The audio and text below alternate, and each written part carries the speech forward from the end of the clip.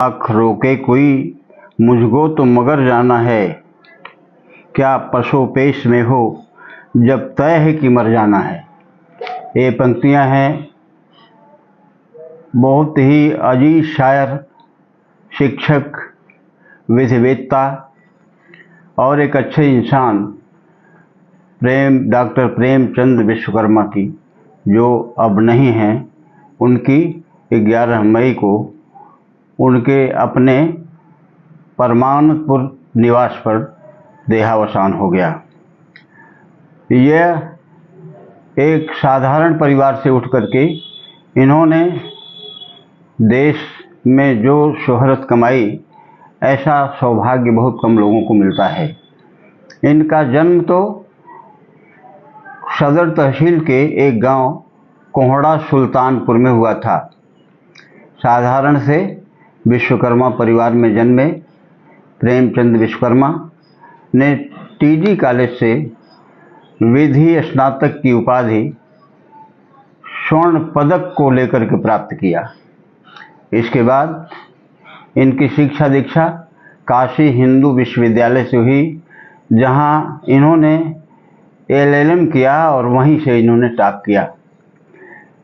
फिर TD college, जो कि क्षत्रिय कॉलेज कहा जाता है, इनकी प्रतिभा को देख करके तत्कालीन प्राचार्य डॉक्टर हृदय नारायण सिंह ने इनको बुला करके टीडी कॉलेज के विधि विभाग में प्राध्यापक नियुक्त किया। फिर प्राध्यापक रहते हुए ही इन्होंने काशी विद्यापीठ से PhD की उपाधि प्राप्त की। आप तमाम शैक्षिक, साहित्यिक, विधि संबंधी और पूर्वांचल विश्वविद्यालय की संस्थाओं से जुड़े हुए थे और वे अथक मेहनत करने वाले व्यक्ति थे। समय के तो इतने पंक्चुअल थे कि उनके आने से घड़ी देखी जाती थी। आपकी रुचि अपने रिटायरमेंट के बाद उर्दू कविता को लेकर के जागृत हुई, जहां पर आपने काफ़ी महारत हासिल की। उन्होंने उर्दू की 2 किताबें लिखी जो पुरस्कृत हुई हैं। पहली है लफ्ज़ लफ्ज़ आईना और दूसरी है सदाए बका। उन्हें कवि सम्मेलनों और मुशायरों में अच्छी शोहरत हासिल हुई। आप प्रदेश ही नहीं, देश के विभिन्न भागों में होने वाले कवि सम्मेलनों और मुशायरों में आदर के साथ बुलाए जाते रहे। आप आकाशवाणी से लगभग 4 दशक तक जुड़े रहे।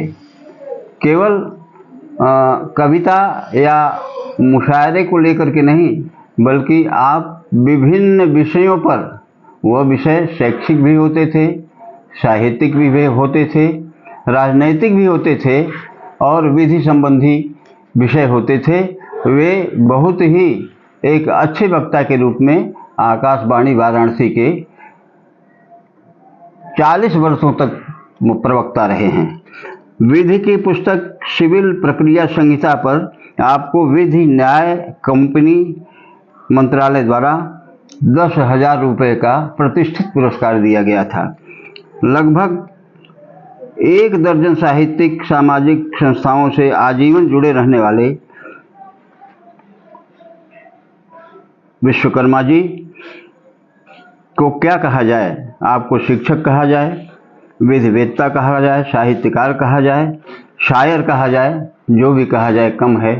आज उनकी कमी खल रही है, इस दुनिया में नहीं है, लेकिन उनका नाम युगों युगों तक जीवित रहेगा।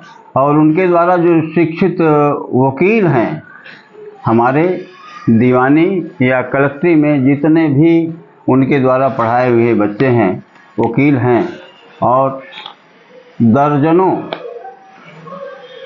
न्यायिक सेवा से जुड़े हुए हैं।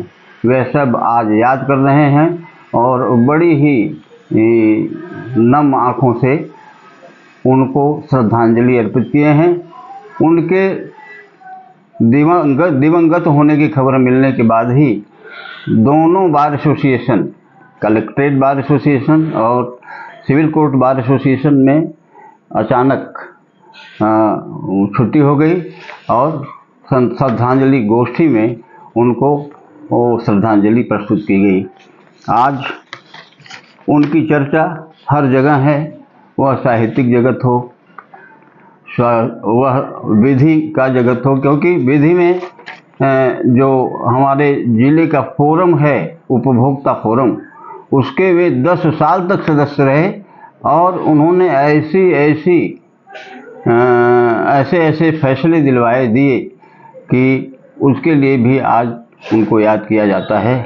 वे नहीं हैं और आज उनकी कमी खल रही है और हम अपने इस तीसरी आँख की तरफ से, अपने तीसरी आँख के सदस्यों की तरफ से उन्हें श्रद्धांजलि अर्पित करते हुए अपनी वाणी को विराम देते हैं। जय हिंद।